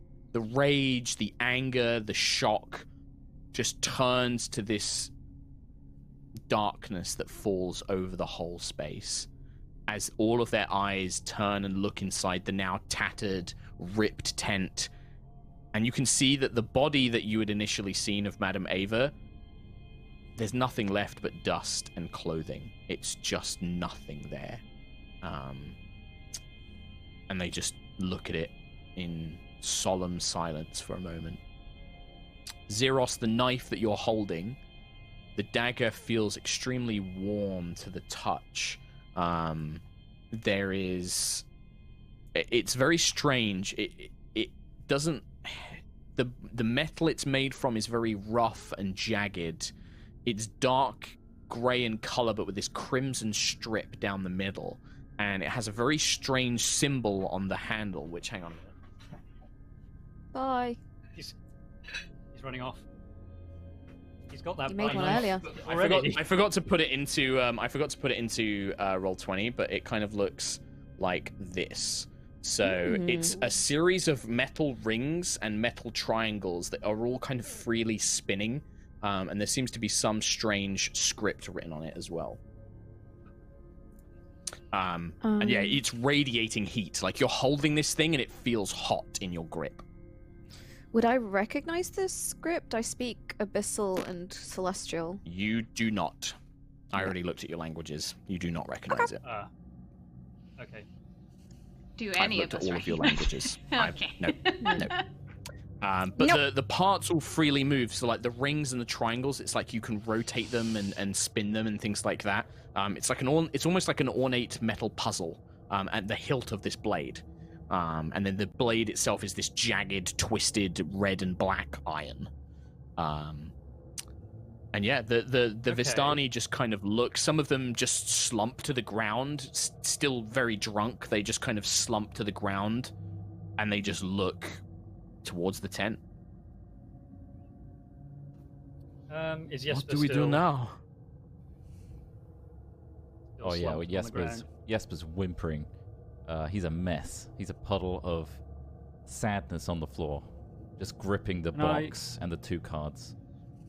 I walk up. Do you look at the cards, Trot, at this point? Actually, just before Xeros, do you look at the cards at this point? Like the two that had already been drawn?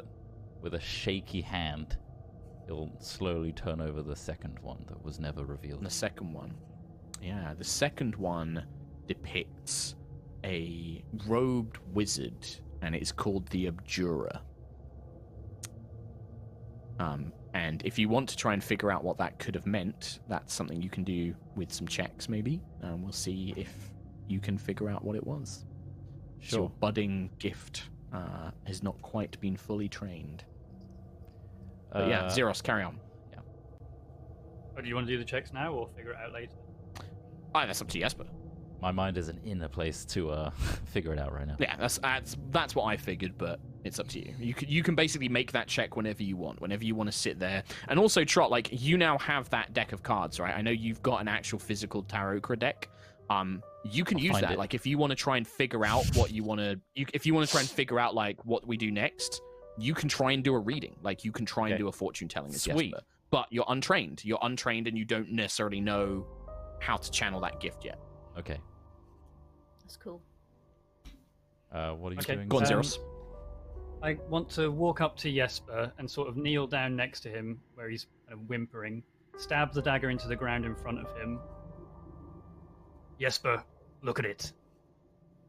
You can make your peace now, or hold your rage, but you must fight with us. We will get revenge. Of that I have no doubt. I have more purpose than ever. And I'll stand up slowly and turn around, looking at my fellow Vistani, and they kind of look up at you with hopeful eyes. She's gone. Can't be. She's always been there. She's always guided us. What do we do now? I don't know. He did this. But we've always been. We've always done what he has asked. He's given us leave to go to other places. Why do this now? Why? He is done with us. He is done. He is turned too dark. He's become the full evil that we feared.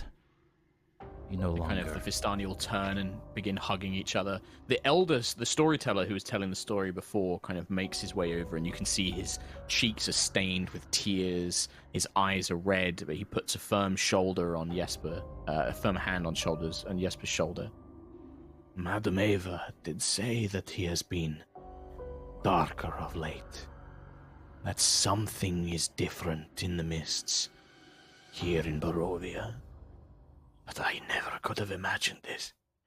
The prince that we saved, the prince that swore to protect us. How could he betray us like this? He is no longer that prince. He's forgotten that way. That person is dead. And so is Madame Eva. Then he must be. Vengeance must be brought against him. We cannot let her death be in vain.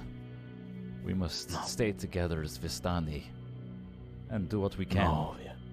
But we are no longer welcome in these lands.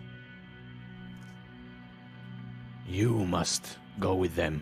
And he points to the others. Madam Eva said that your story was bound to theirs.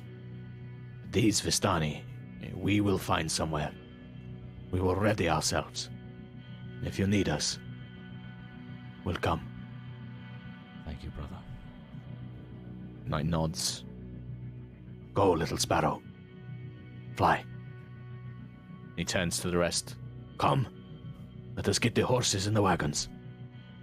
We must travel as far away from the castle as we can. Gather our strength. More now dead. And then be ready.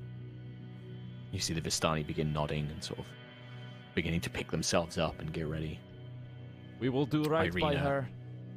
Know this. We will not go down without a fight. We do it for her. For her. And there's this echoing kind of remark that kind of goes around as they begin picking things up. Ismark comes over to you, Jesper, and just kind of looks at you quite firm. Puts like a hand on your arm, and it's just like, Brothers, we'll take him down together.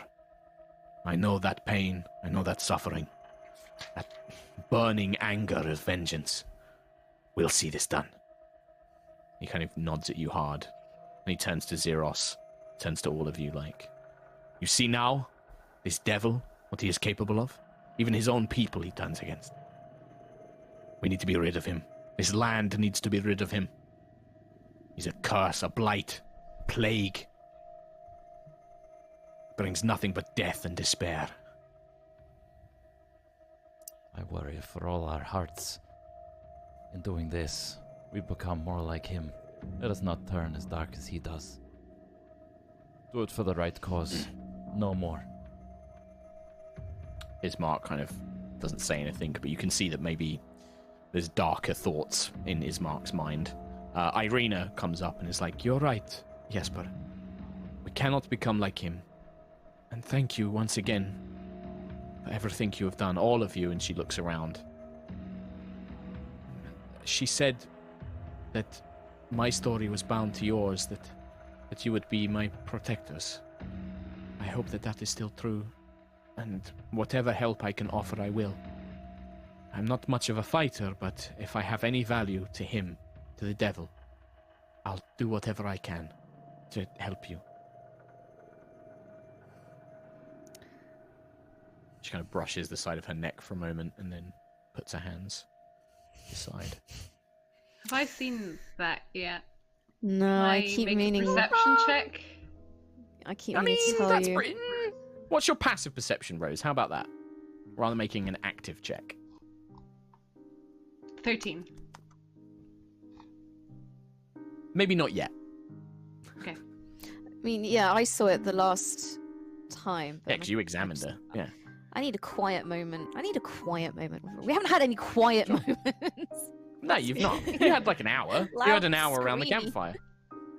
Loud scream. Yeah, I know, but Um, my camera froze, so I've missed that. Damn it. Yeah. Technical difficulties. Yeah, all the Vistani are basically beginning to pack up. They take, they're starting to like pack away things into the wagons. They're starting to get the horses ready. They don't show any sign of remaining here. Irina kind of looks to all of you. So what now? There are a few towns that we could head to. But the reading, I don't know what any of it meant, but it sounded like that there were things that could help us, help you defeat the devil. I don't know what any of it means, but perhaps that is where we should start? Yes, they are important. Very important. We must follow them. I wish we could have had the full reading. I'm not fully trained. I don't know everything. But I'll do my best. We must follow what we know. The first 2 cards. Here's the second. And I'll hold up the wizard. The conjurer. Mm-hmm. Yeah, the abjurer. Abjurer, sorry. Mm-hmm. Do you know of any wizards in this land? I'm gonna do my checks now. Yeah, sure. So just make a straight up intelligence check for me. So just a d20 plus your intelligence. Actually, no, charisma. We'll make this because charisma is your highest stat, and also it's like a force of personality thing. This isn't just interpreting cards; it's a mystical thing as well. So d20 plus your charisma. It's You're a... blessed as well. Oh, that's true. You are blessed. You can add a d4. Okay. 11. Ooh, 11. So there's a couple of things which you don't even need to check to know. Like, as Shadow asks you that question, you know immediately that the name on the card and what the card depicts, it isn't always as direct and as obvious as that. It might show the abjurer, but that doesn't mean that a wizard is the one that's going to help you or is what it's located. Normally, it means something deeper or something has a greater meaning, necessarily. You remember the details of the abjurer are odd. You can't quite remember everything it means, but there are elements that you seem to remember something about a great fallen house, a dragon, perhaps a light, something about a dragon's light, an old mansion, something along those lines. Yeah, I fear if it is what I recall is not a good path to go down. Let's just And say... the torturer is a better one? The other card had bloody fingers on it. So you know, Shadow, every card is as important as the other. We need them all. We can't choose. I'm just saying, are there any nice cards? Maybe a nice holiday retreat or something? Are they all as graphic and dark as these? I appreciate Given your the land attempt. that we're in, it seems like we're not going to find a holiday getaway right now. But Jesper, is there any way that you can finish a reading? That you can do a reading that might help us? Finish a reading that Madame Eva started. It's never been done. I can Because try and... she's always been here. Now it's your turn. You can do it. Okay.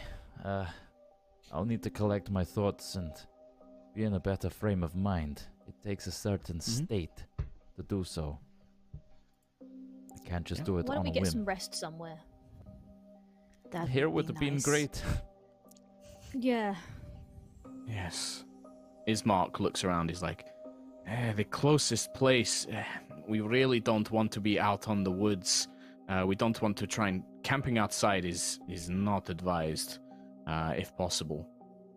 The closest place from here, it's hours away. There's a town, Vallaki.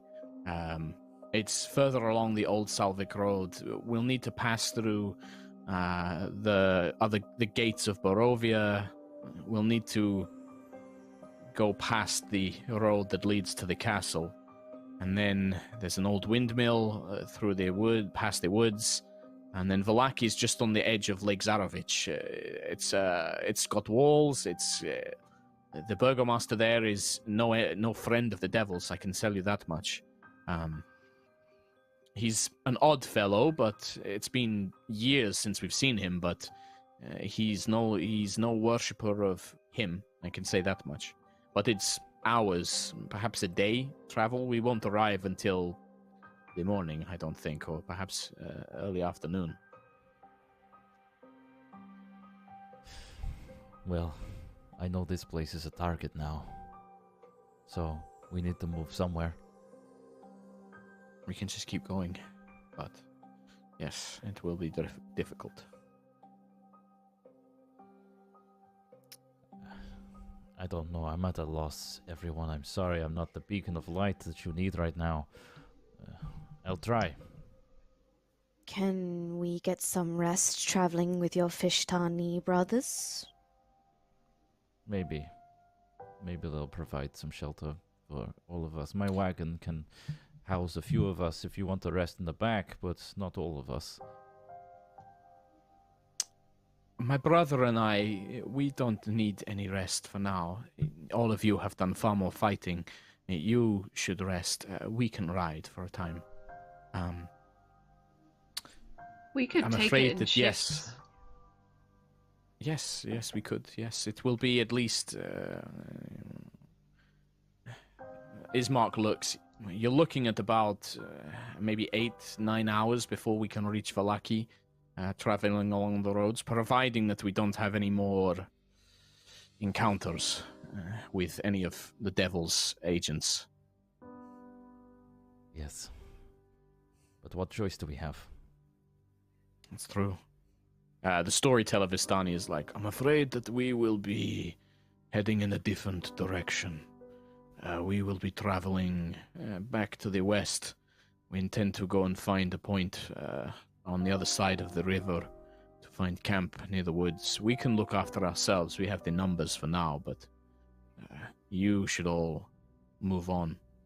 But be careful with Vallaki. I've heard that things have become more desperate of late. It's a walled city, but, well, I don't think that there is any such thing as a safe place in Barovia. Take whatever you can find. There used to be an inn there, run by some good people. They have wine, and they're no friends of the devil either, so perhaps that is somewhere you can head to. There's also the church, St. Andrew's Church in Vallaki.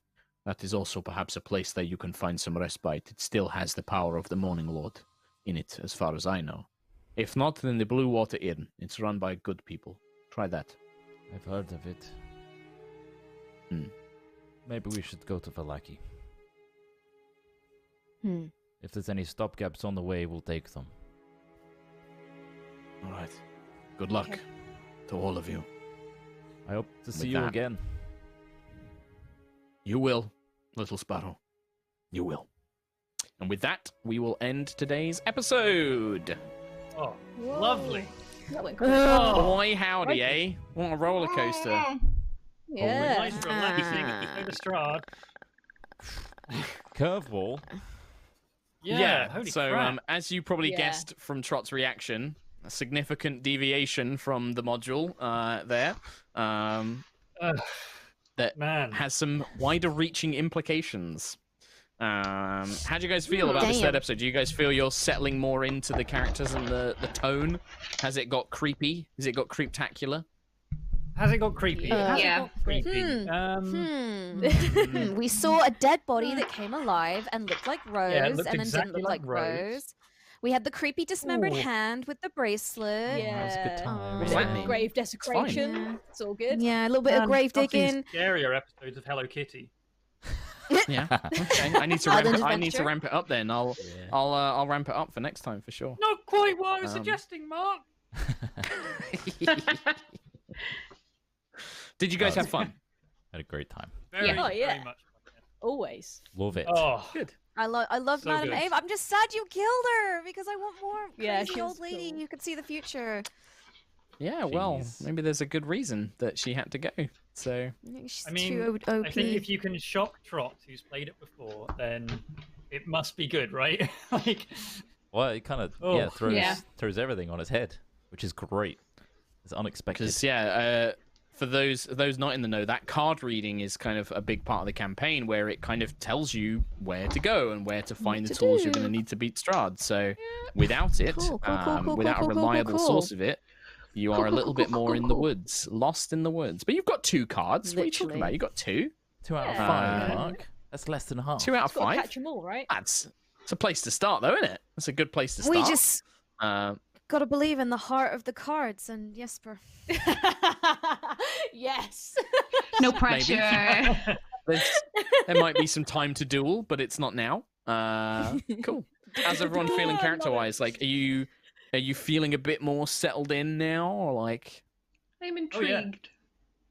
Because you're Mark has intrigued? clearly got some plans that I'm like, that we kind Yeah. of Of course touched I on do. a little bit, but really not much at all. So I'm still like, what's happening?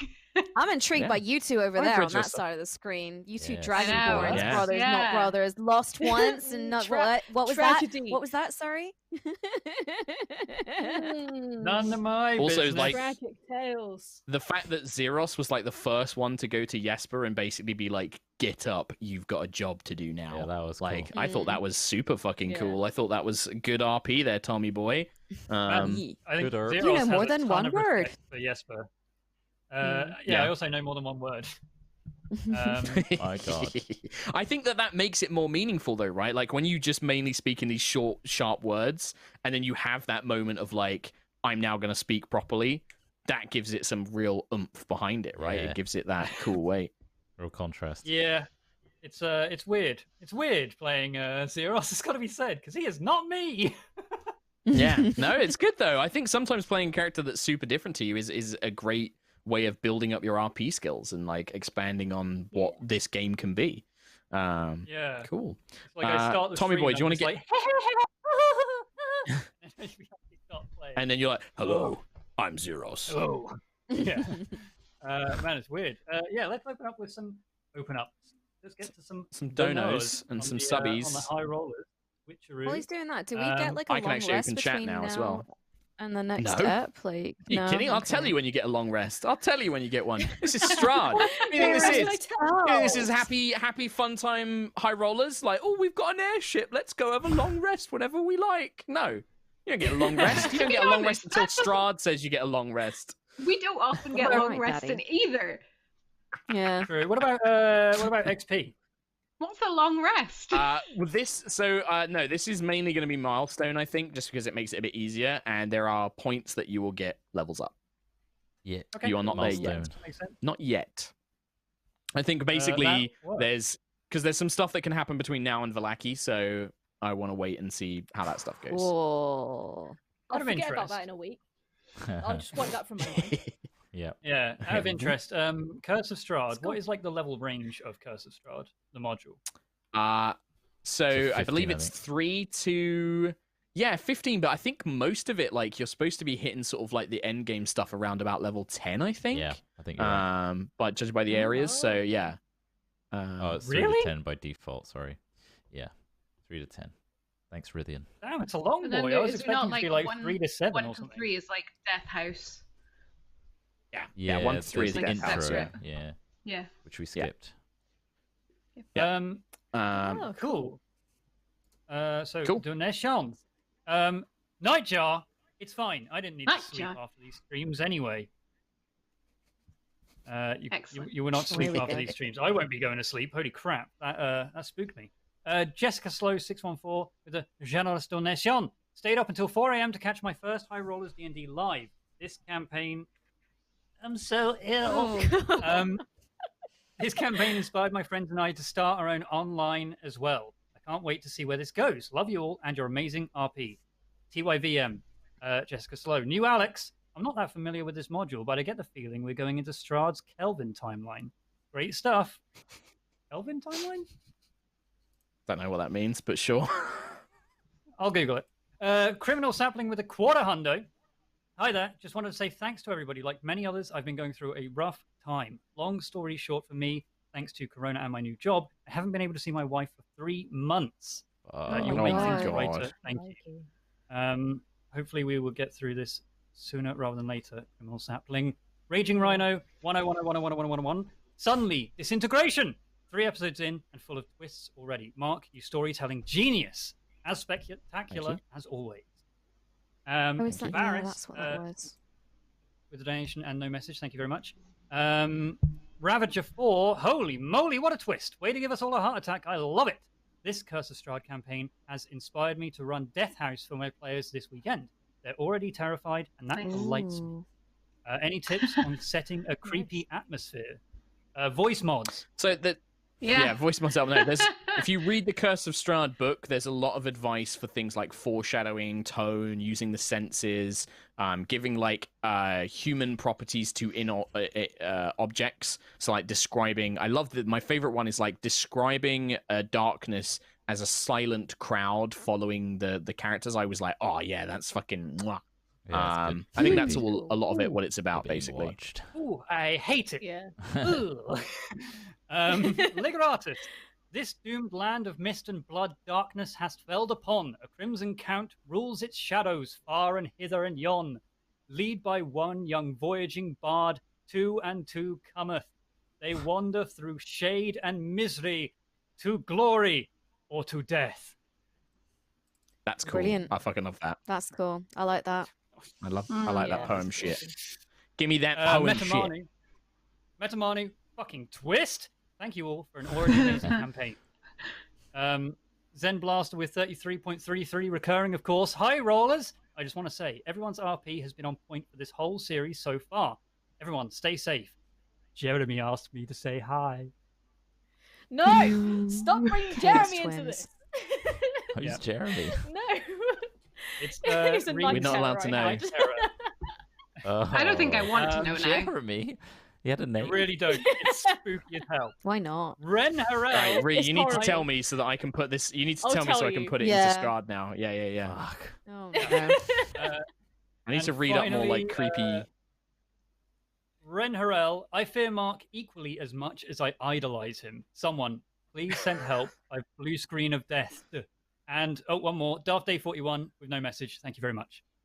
Nice. a Thank lot. you. Thank you if very there much. are Thank any you for all the- missing, very, very sorry they didn't show up in Streamlabs. Let us know. Let us know, and Let- we will let try the mods and, know, mention yeah, it let- next time. Yeah. Yeah, absolutely. Thank you for anybody who subbed up. I saw that there was a ton of like subs and gifted subs and stuff as well. Thank you for all of that. Thank you for the support here on the channel. Generally, everybody's been so amazing with us doing this extra stream and supporting us on High Rollers as well.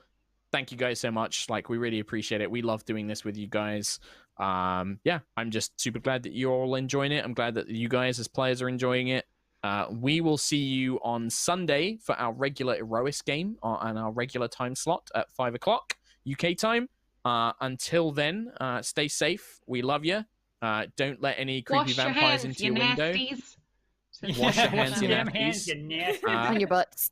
You nasties. And obviously keep your eyes out for Jeremy apparently as well. Until then, goodbye. Rhiannon.